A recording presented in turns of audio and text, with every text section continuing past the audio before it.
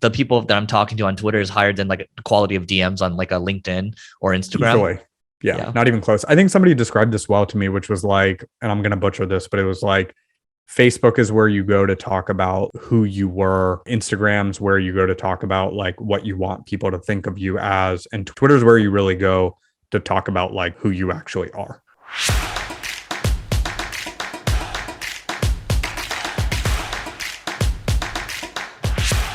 All right, everyone. Today we've got Romeen Sheth, who I've been following on Twitter for a while. He writes some really good tweet threads, which we're going to talk about that in a little bit. But first and foremost, he's the president of Metasys Technologies, which is a bootstrapped workforce management advisory firm. That's a mouthful. I'm going to let him explain what that means in a second. In Atlanta, that does over 50 million plus a year.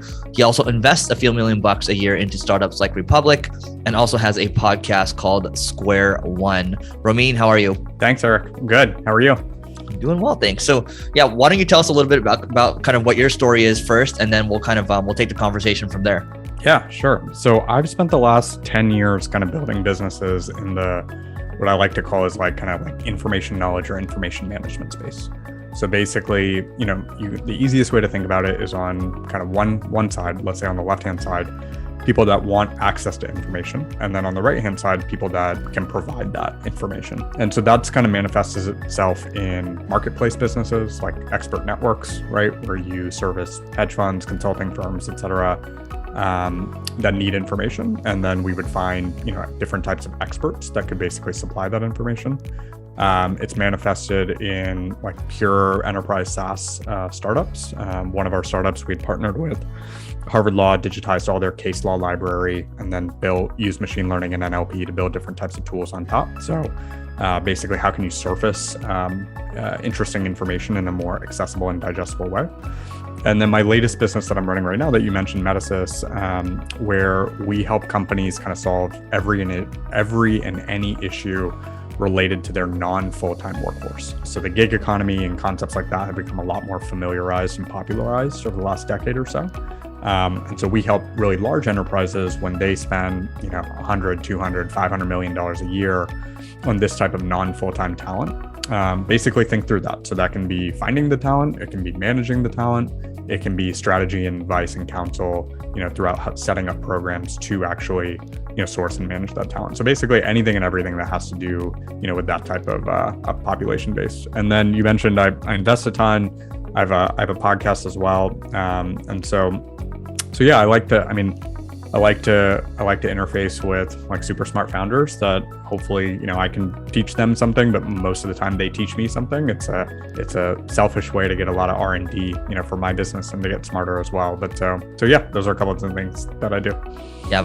Podcasting is a nice hack to just have conversations with interesting people. And then you find it often carries over into real life because you've had that conversation even for 30 minutes or an hour. So good deal. Yep. So Metasys, so from what I've read, it's you took the company over, correct?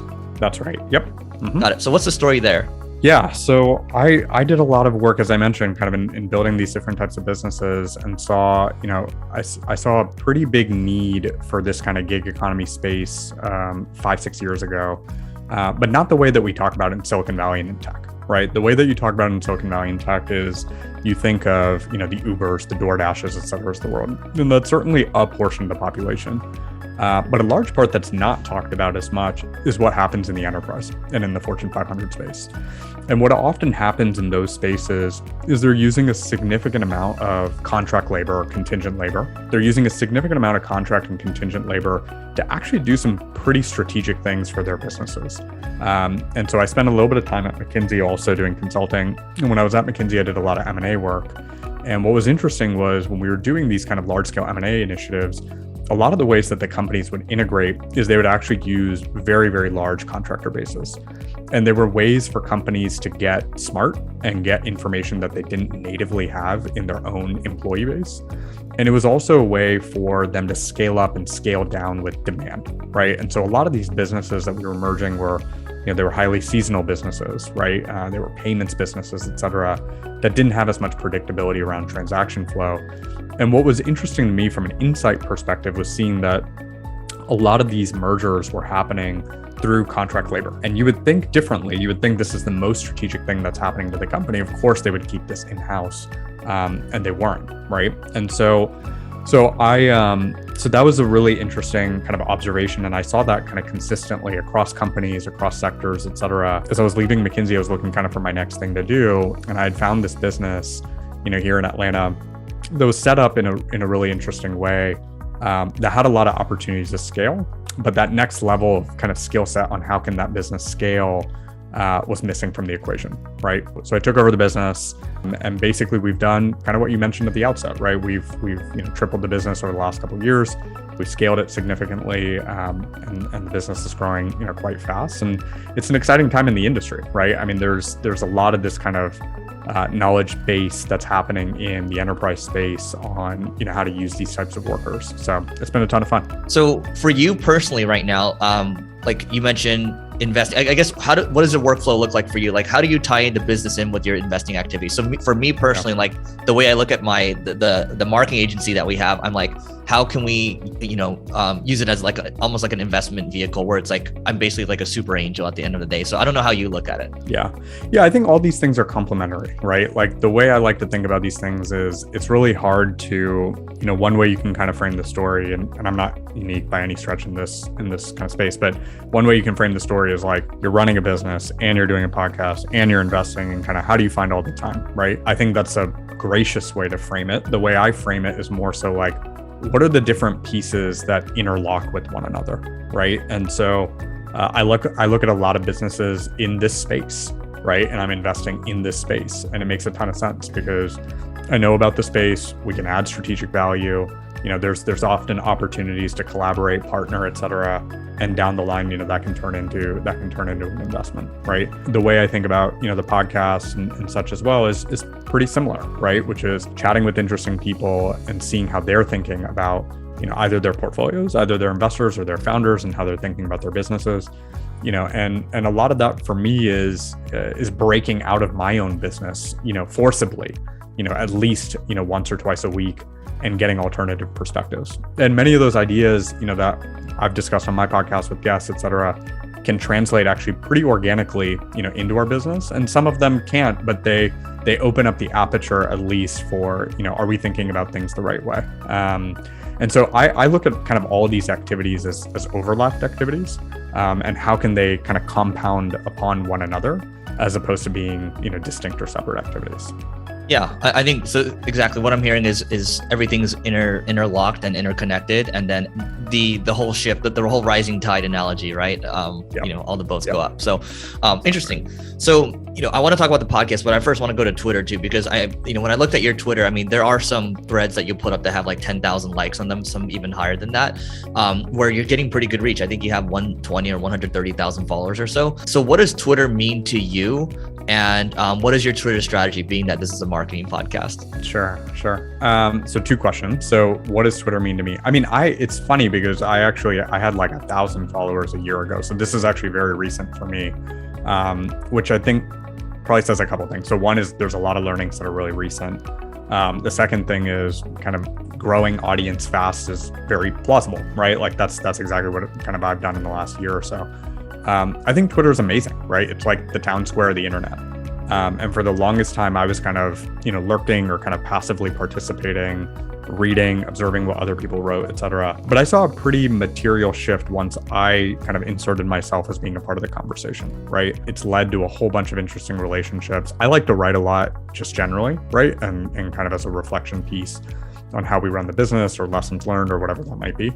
And I think actually sharing those externally is really positive from a personal perspective, because what you end up doing, which I didn't kind of realize as much, so what you end up doing is you're basically passively building your brand and your perspective online. And so what you're doing is, if you kind of think of a prototypical way to build a relationship, it's a very one-to-one way to build a relationship, right? And this is kind of a one-to-many way, and there's a latency factor on it, which is, I might write some of these threads or so, and Eric, you might read, a couple of these threads and say, hey, they really resonate with me. So let me reach out to Romeen and let's establish a relationship. And so I think what starts to end up happening, one of my friends has this really good phrase, which is, in life, you kind of want to create the honeypot, right? And the honeypot, the idea is basically if you create the honeypot, the bees come to you as opposed to you kind of going out, right? And so that's kind of how I look at Twitter, which is very much so building an online honeypot. There's going to be people that read those threads and think, that's not right, or I have a different perspective, etc. And that's totally fine, right? They're not meant for everybody and anybody, but there's a lot of people, in my experience, at least so far, a lot more than fewer, that look at things like that and say, hey, that actually resonates pretty deeply, right? And I think it's really important to kind of put your thoughts out like that in the world. I've put a thread out, which is like, these are the 10 themes that I'm looking at, putting money behind and investing, right? And it pulls a lot of, interesting founders out of the woodwork that may not have found you, right? And for no other reason than, kind of this serendipity of the world, right? I mean, these are really strong founders that can raise from whoever they want to raise from. There's a whole bunch of strong kind of operators, founders, et cetera, that want to invest. And for whatever reason, those like matches don't happen, right? Because that's kind of the way the world works. And I think if you're active and such on a forum and a place like Twitter, then you start basically you start manifesting a little bit of that serendipity, right? And so that's kind of the way I've thought about it. We can get into some of the learnings too, if that's helpful. But at a conceptual level, really kind of Twitter to me has been like, how do you actually manifest serendipity or meeting folks, as opposed to kind of passively hoping, that people come across your desk. I think that's the key word. I do want to touch upon the learnings in a second, but when I think about, the podcast events, us blogging, all the stuff related to kind of content marketing, right? It is basically creating serendipity at the end of the day. It's creating those touch points and, bringing, at least for me, I'm an extroverted introvert, so I don't like going up to people at events. I prefer to just have people come to me. It's just easier that way. It's funny because it's a lot harder in terms of work, but it's also, if you look at it as fun, like it makes it easier. So I guess my first question for you would be, before we get into Twitter learnings, is how much time are you spending? Because I'm looking at some of your posts out there, like I can tell that you're very thoughtful with how you're doing like a thread. So how long would like a epic thread take you in terms of time commitment? Yeah, I mean, it used to take me a lot longer because it was less so about the content and it was more so about the practice of writing, right? So I think there's two elements that go into this. One is, being a good writer or being a better writer. And I think that's like, you just have to put the reps in.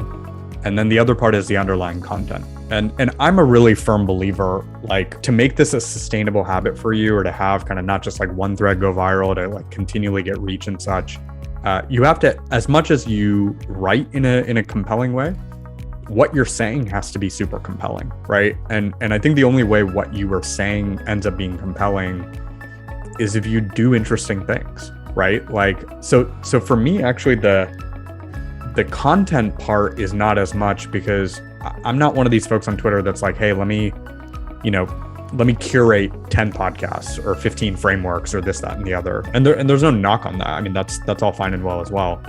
But my approach to this has generally been, what am I actually experiencing in my day-to-day, whether that's lessons from running a company, lessons from, investing, so on and so forth. And what are the interesting observations and insights that come to bear? And that should come naturally. That should come from day in and day out, the work that you're putting in, right? Your job is not sitting on Twitter for 8 hours, 10 hours a day. Your job is actually doing something in the real world and then, translating that. And then the writing piece of that is you just get kind of better with time. So it used to be, it'd take me like a full day, right, to write like a good thread. And I wouldn't sit down kind of one day and do it, but take me an hour, 2 hours, kind of a couple of days, and take me like a week to put something together. Now it takes like an hour and a half or so. And it's typically because I maintain kind of a running list of like observations, ideas, et cetera, in bullet point format. And then it really kind of like, when something triggers that, when some experience triggers that, that's typically the inspiration to say, okay, I kind of had a latent set of thoughts, right? Sometimes they're related, sometimes they're not related. And now I've had a specific experience that's actually prompted this. Now let me actually go, and write. And I think that's the way, like for anybody listening that's saying, hey, I want to get into Twitter or blogging or any kind of content marketing, that I would recommend you really kind of think hard about both of those pieces, which is how do you become a good communicator? but also how do you become a communicator that's worthy of communicating something? Oh, there you go. That's a big one. That's everyone rewind that one. So what I'm hearing too is your Twitter is more or less like a stream of consciousness. Yeah, and I don't want to like, it's not like it's like, hey, there's no thought and like I'm a genius and I just like write these things out. Like it's definitely like I sit there and I digest and I try to think about it. I try to write as best as I can. But so stream of consciousness would probably be too generous. But the opposite end of that spectrum is like book report, right? It's like it can't be a stream of consciousness because I don't think it's thoughtful then. But if you're kind of setting out to do a book report, you're not really living that experience, right? You're sitting down and you're researching, et cetera. You're not really living that experience. And so neither of those is really genuine, right? Or maybe they're both, one is genuine, the stream of consciousness is genuine, but maybe it's not worthy of reading. The other one is probably worthy of reading because it's super detailed, thorough, et cetera, but it's not really genuine, right? And so I think you kind of have to find that balance, which is, what is my genuine perspective? What is my interesting observation, take, et cetera? But what is it in a way in which it's actually genuine, right? Because I think that's the way you actually sustain. That's how you don't just write one thread, two threads, 2 blogs, 3 blog posts, et cetera, but how you pump out, 50, 100, 200 over whatever period of time, right? That you do that over. Totally. Yeah. I mean, look, we talk a lot about SEO on this podcast, but what I've been kind of advocating for is for people starting out, Twitter is probably better because of discoverability and because it's an open graph. And just like I would just say even the quality of DMs, the people that I'm talking to on Twitter is higher than like the quality of DMs on like a LinkedIn or Instagram. Easily. Yeah, not even close. I think somebody described this well to me, which was like, and I'm going to butcher this, but it was like, Facebook is where you go to talk about who you were. Instagram's where you go to talk about like what you want people to think of you as. And Twitter's where you really go to talk about like who you actually are, right? Yeah. And like it's an intellectual social network, as silly as that sounds, compared to the others, because there's like not opportunities to like cleanly put, pictures in a discoverable way or this, that, and the other. So it's really like you're kind of left with your thoughts. And there's the good and the bad of that. That's not like, that's not all positive. There's bots and spam and lack of nuance often, and so on and so forth. But if you treat it in the right way, it really is kind of meritocratic, right? Because there's no barrier to you putting your thoughts out into the world and then people reacting to that and resonating with it however they want to. Yeah, I just keep remembering that when Sean Puri did the thread on Clubhouse, and that got him on the CNBC and like a whole host of other things, and I think he got like 20 or 30,000 followers off of that one. So I just think it's fascinating what one thread can do for you. So any other Twitter threads? And what I'd say on that is like, and Sean is a good friend, we went to college together. Actually, we actually do a lot of investing together. But the thing that I think is important about that is you're right, like that one thread, let's say, got Sean onto CNBC, but Sean was always going to get onto CNBC, right? And the reason why, he didn't have that one insight about Clubhouse, and that didn't just kind of come to him overnight. That might have been the prompt, but Sean has been thinking interesting things since I've known him in college, right? And so a lot of these things, I think, like using these tools, they're not replacement tools or hacks to kind of get to where you want to go, but I think they're accelerators, or augmenters of what you're already doing. And I think if you think of these things as just that, which is their accelerators, then I think you're thinking about it the right way. They're not replacements, right? You can't just get onto Twitter and come up, and magically that's what's going to give you the insight. It's really, I think you genuinely have to live an interesting experience, meet interesting people, work really, really hard, and then use those forums to actually accelerate, augment, and communicate, what it is that's going on in your brain. I guess let's finish off on Twitter real quick. So any other lessons that you want any other Twitter lessons you want to share before we move on? No, I mean, I think the summation probably is if you use it the right way, it's like an unbelievable tool. And I think the way to use it the right way is like to figure out how you can use it sustainably and put your kind of own imprint on the world. And if you do that, then like, yeah, it's a pretty awesome tool. And I mean, this is kind of related to Twitter because Twitter requires clarity of thought. So you actually had a note on the world's most valuable skill being clarity of thought. So I mean, just listening to you talk, I can tell that you're thoughtful with how you choose your words, right? There's a lot to unpack here. So what do you mean by clarity of thought, and how do you kind of continue to hone that? Yeah, I think clarity of thought is like, I think that thread that I wrote, if I remember correctly, was basically speaking to like, calling out, I don't know, like 10 or 15 cognitive distortions I've definitely faced, in my, career and early career. And I notice all the time in junior folks, right? And so we can kind of go into any of those specifically. I think like one example was like all or nothing thinking. It's very, I see that very, very commonly where people will think, literally 100%. If it's not 100%, it's 0%, right? If it's not black, it's white. And typically, business operates in the gray. But I think the clarity of thought skill is really, really important. One of the most difficult things in business in general is prioritizing and judging things for their relative sets of importance. If you treat everything equivalently, if you put the same level of effort into everything, you're just not going to get great output, right? You're just not. And even when if let's say you have really good judgment and you pick the one thing that matters and you pick that thing, but you don't have the ability to then, go to your team and sequence out, to get this done, we're going to do step A and then step B and then step C and then step D, right? Or, person 1 is going to do this, person 2 is going to do this, person 3 is going to do this. And that can apply in any context. That can apply like in the agency, Eric, that you have on a kind of small team project. It can apply, for the largest companies that need to command and corral, 100 to 1,000 people to get something done, right? But if you don't have clarity of thought, I'm not sure how you actually operate with any level of actual impact, right? Because you can have the best ideas and you can have the best ideas in the world, but it's like the old saying, which is like, the old saying is ideas are meaningless, execution is everything. I would kind of tweak that, which is I think ideas matter a whole heck of a lot, but execution is also everything, right? And so I think you need clarity of thought and clear-minded thinking to get to good ideas, but then also to understand how do you actually do those ideas. Clarity of thought to me means not being, too high or too low, right?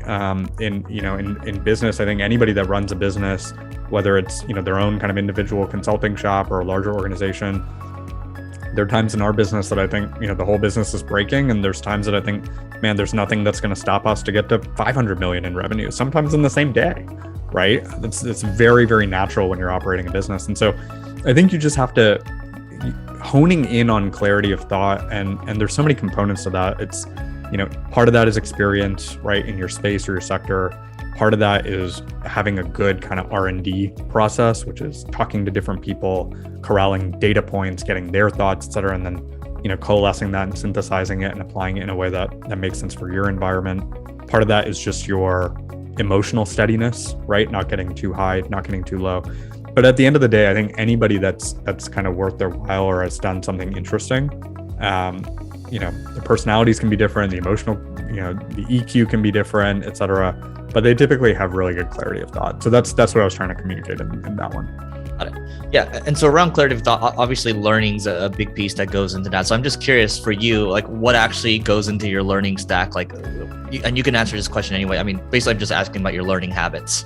Yeah, I read a lot, and I read a lot of different things. I read about politics. I'm a big sports fan. I read about business, of course. I just read a lot, right? And I consume a lot of content, and I try to consume more long form content because I think more and more the competitive advantage in the world is actually critical thought. It's getting past kind of the headlines and the short tweets and the lack of nuance. And I try to read things that are timeless, right, from a principles perspective, because human nature is the same, right? I mean, the facts change, but human nature is the same. I think when you read a lot or you consume a lot of high quality content, you're just able to connect the dots, right? And kind of connecting the dots doesn't come from sitting in an empty room and just reading. Then I think you're too academic. But it's sitting and reading a lot and kind of being with your own thoughts, but then, putting yourself in the game to actually apply some of those principles and concepts to most importantly learn about yourself, right? Because it's not just the knowledge that you consume, but it's the actual application of that knowledge that turns into wisdom, right? And so I think you can consume all the information in the world, but if you don't actually know how you're going to act upon that information, and the only way you do that, candidly, is getting in the game, right? I mean, I used to think that, when folks talked about, business, et cetera, business was so easy to analyze from a spreadsheets and et cetera perspective, but business is a collection of people and emotions, least of which, or rather I should say most of which are your own emotions if you're the leader, right? And so understanding how you react in different types of environments and such is super, super important. So yeah, I think it's consuming a lot of good content, but then actually being in the game to see how do you translate, that content and that knowledge, into actual application. Yeah, it's perspective at the end of the day. And you just reminded me, I was like, damn, what's that one site that has all the long reads? It's longreads.com. And I'm sure you're familiar with it. So great. Yeah, no, I'm not actually, but I'll check it out. There you go. Cool. Yeah, no, it's got it's the collection of the latest like long form reads. But so I had a good question, but now it's actually brought me to the next one. So you talking about 2022 to 2030 being a Renaissance decade and how you're investing $3 million in 2022. So A, what do you mean by Renaissance decade? And then, B, if you want to expand on that tweet. Yeah, well, 2022 has gotten off to, I'd say, less than a Renaissance decade type start. This morning too. In all seriousness, yeah. The pandemic is obviously ending, but it's still serious. And then, of course, geopolitical tensions with Ukraine and Russia. And so, there's very real things going on in the world. So my heart goes out, to kind of all the folks that are affected. When I wrote that thread, and I still believe it kind of from a more macro perspective, basically what I was trying to communicate was, we were coming off, a hopefully, call it once in a lifetime type moment with the pandemic. And there was a really good tweet storm that somebody wrote, this past week, which was basically, you can segment businesses into different types of ways. There were some businesses that got, one sort of demand shock. There were some that, COVID truly pulled forward demand, right? And this was the trend and the trajectory these businesses were going on anyways.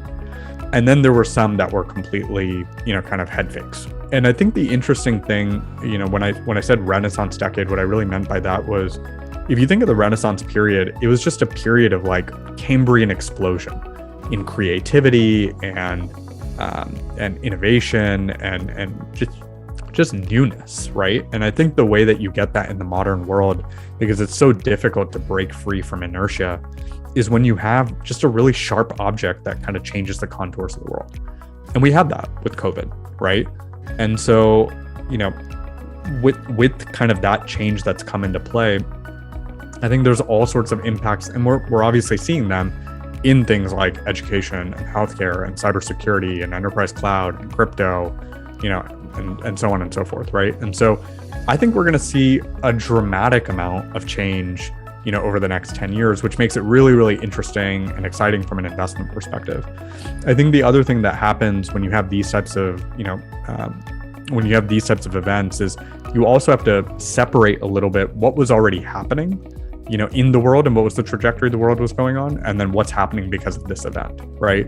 But I think if you look forth at what was already happening in the world, technology is becoming more and more of a mainstay of our conversations. It used to be a cottage industry, it used to be a niche industry. Venture capital used to be a cottage and niche industry, right? It's becoming more and more institutionalized. What's happening in venture capital right now is actually what happened in private equity and in investment banking, 15, 20 years ago, right? And with that comes a lot of grift, and there will be a lot of waste and excess and so on and so forth. But when you marshal that number of smart people focus in the same direction, you marshal that amount of capital, right? Interesting things happen, right? And if you look at the market cap, of the S&P 500 and you compare that with, all the unicorns in the world, all of crypto, I'm sure the stat is a little bit different now because crypto and kind of some of these late stage companies are definitely overvalued. But there was a stat I was reading kind of a month or two ago that I think I'd put out on Twitter, which was, if you add up the market cap of all of crypto and all of the world's unicorns, it was less than Microsoft and Apple, right? And to me, that's like the most bullish stat possible, right? Like if you're telling me that like all of the world's, billion-dollar companies on paper, right, at this current moment in time, plus all of cryptocurrency is smaller than the two largest tech companies in the world in kind of 2022 terms, I'm not sure how you can't be bullish, on how some of these companies look like in 2030, 2040, 2050 and beyond. That's not to say by any stretch, that's actually not to, and I think it's important to make this distinction. that's not to say that there's any specific insight there on valuation, right? There's not to say there's any specific insight there on, what's going to happen in the world geopolitically or with inflation or kind of all these other kind of different things. But I think the comment that it's basically making is, there are always diamonds in the rough. And right now, I think we've gotten kind of the rough start to the decade, but there's lots and lots of diamonds. And so I think if you're investing, I think if you're thoughtful and you're in the game, right, which I keep coming back to because I think it's such an important concept of not being on the sidelines, but being in the game. I think it's hard not to be excited about like finding really interesting businesses and opportunities over the next decade. Oh, that's a good follow-up question. So what are kind of the opportunities that you're investing into right now? What are you most excited about personally? Yeah, I mean, I have to say, the more I read about and learn about crypto, the more I get kind of pulled down this rabbit hole. I think we've seen kind of, a lot of geopolitical events, in whether it's been in Canada, in the US, et cetera. Obviously what's happening with Russia and Ukraine, where it really starts to make sense, what's the value of some of these cryptocurrency projects. I think there's a lot of stuff, like a lot of NFTs, et cetera, that are going to go to zero. There's no utility. There's a lot of pump and dump, right? There's a lot of wash trading. So, regulation needs to catch up. Sophistication needs to catch up. A lot of this is kind of buyer beware. But the underlying premise of what, crypto solves for, which is really trust through decentralization as opposed to through centralized institutions, is just really, really powerful. I mean, it's a powerful technical breakthrough, but it's it's more than that. It's a powerful philosophical breakthrough, right? And so I'm really interested in learning. I'm not an expert by any stretch, and I'm learning kind of every single day, but I'm just really interested in a lot of the different types of crypto projects that are coming out. And then separately, I mean, kind of back to that stat that I put out, like I'm super excited by vertical software, right? Like software that's going into kind of small and medium-sized business spaces where there's just not a good solution. A lot of really good tech that we use in kind of startups in Silicon Valley, et cetera, is good horizontal software. But I've been more so looking for like vertical software, like software that just applies to a given industry and it meets the use cases of a given industry, right? And it's basic blocking and tackling, whether it's like your CRM, email automation, whatever it is. But, a tool like HubSpot is just not going to make sense, right? Because for an architecture firm, there's all sorts of, specific things, or a professional services firm, there's all sorts of specific things. So I've seen a bunch of vertical software I'm really interested in. And then I'm Indian by descent, but I'm just super bullish on India and what's going on in India. I've invested in a ton of Indian companies. Fortunately, many of them have done really well. And not, just on paper, but these businesses are actually like very, very much so growing. And I think India has just seen this very large, kind of inflection point and transformation over the last 5 years. We can get in some of the details of that if that's interesting for folks. It's probably a separate conversation, but there's just a whole bunch of interesting activity that really has a shot of being sustained activity, right? And so yeah, I mean, I'm excited by a lot of themes. I think actually what I try to do as an angel is not have too many top-down theses and actually have more of a bottoms-up kind of view on the world, right? It's really not my job to come up with the next 100 interesting ideas, but it's to find the founders that are working on those next 100 interesting ideas. But I'm super bullish across like a lot of different areas right now. One of my friends, he's an angel. He also, right now he's like investing into like commodities. We're going into this, who knows what's going to happen long term with inflation. So I was just asking him, I was like, obviously we know Warren Buffett, reads around 5-6 hours a day or so. I was like, so how many hours are you reading per day right now? He's like around 4 or 5-ish or so. So, you're operating right now. You've got other stuff that you're cooking up. How many hours do you think you're averaging per day? Oh man. Well, I'm certainly not in the league of somebody like Warren Buffett where I can spend that much time reading, or I'm smart enough to put the dots together. I try to spend like, an hour a day on average, and that's not an hour every single day. I don't think that's realistic, but it's, some days it's 2 hours, 3 hours, some days it's half an hour, but I try to average like an hour or so a day. Naval had a really good tweet on this. I think it was a couple of years ago, which was basically like, again, I'm going to butcher this. Maybe we can find it, but it was something to the tune of like, if you read like 10 minutes a day or something, you were already in the top 1% of the world, right? And it surprised me because it was just like the barrier is so low.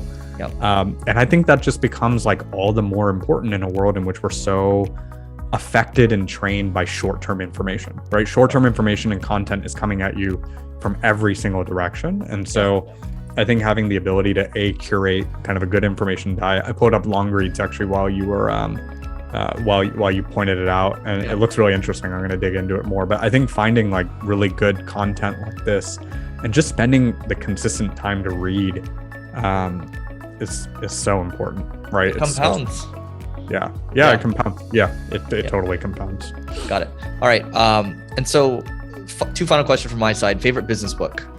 Favorite business book? I really like Clay Christensen. And so Innovator's Dilemma was kind of my favorite business book for a long time. But I think a more important book that he wrote, maybe not in terms of contribution to the world of business, but just to kind of human psychology, is How to Measure Your Life. And I think that book is, if folks haven't read it, I highly recommend reading it.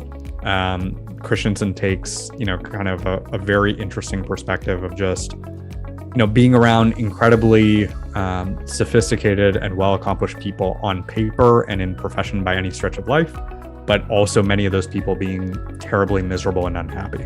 And so his whole kind of premise of the book is, what are the different ways, what are the different tools, frameworks. I cringe a little bit in saying frameworks because I think there's too much conversation around frameworks and not enough around action and actually applying things. But it has some good frameworks, but more importantly, it has really good tools, I think, to really understand your own personal psychology. And ultimately, how are you going to measure your life, right? The title of the book, right? And so that's a great one. I love that one. I was trying to shortcut that one because I think the general premise around it is just how much impact you're going to have around people around you. But like the way you just explained it makes me, I'm going to add to cart after this. So. Yeah. I think it's cool because it's like, I don't know, Eric, like some people don't really care about how much impact they have around others. And that's okay. Right. Like, I think it's similar to when you see a lot of the advice that's like, how obsessed we are around like founder culture. So like, a lot of the great companies got built because there were number 2s and number 7s and number 57s and 100s, et cetera, that were super awesome and, did what they needed to do as number 57 at the company. Those people might not have actually really had a great life for, forget the success part, but just from an enjoyment part, fulfillment part, whatever, quality of life part, if they were number 1s, right? But we kind of have this culture or thesis of like, you got to be number 1, right? Like the founder gets the glory, right? And so I think it's a really important book to read earlier or sooner rather than later in your life, because I think answering that question earlier rather than later, it just gets you on the right track, right? And it gets you, there's another book that I really like that I read recently. It's called Wanting by Luke Burgess. It's all about mimetic desires. And the concept of mimetic desires is basically a lot of the things that we want in the world actually have nothing to do with what we intrinsically want. We want it because we see somebody else has it, right? So, to use your example earlier, if I see a friend on CNBC, maybe I want to be on CNBC. Well, it's not really that I want to be on CNBC, but I kind of want that because I've seen somebody that I know that's on CNBC, right? Or somebody that's written a book, or somebody that's raised a lot of money, or somebody that's done X, Y, and Z, or whatever it might be, right? And so the book is really good because unlike most kind of books, most books would kind of say, well, here's the secret sauce. Here's the answer around how you don't have any mimetic desires. That's actually not the premise of the book at all. The premise of the book is that it's supernatural, it's superhuman, you can't get rid of mimetic desires, but here are the ways to actually be self-aware that you're having a mimetic desire, right? So I think Wanting and How to Measure Your Life are great. I can't recommend them enough. In fact, I periodically reread them to remind myself, of those concepts. Oh, they're pretty evergreen. Okay, cool. What is your favorite, could be business or personal tool? Yeah, this is totally going to be a shout out to like a product that I've been using for like 3 months or so. So TBD on whether this answer holds in a year. But I just got an Aura ring recently and I love it. And I used to kind of be of the belief that like, if you're not getting good sleep, or if you feel shitty in the morning, then you're not getting good sleep. Like, why do you need a ring, or why do you need something to actually tell you that? Yeah. And I was thinking, again, kind of back to our earlier point on clarity of thought, I was thinking kind of all or nothing thinking.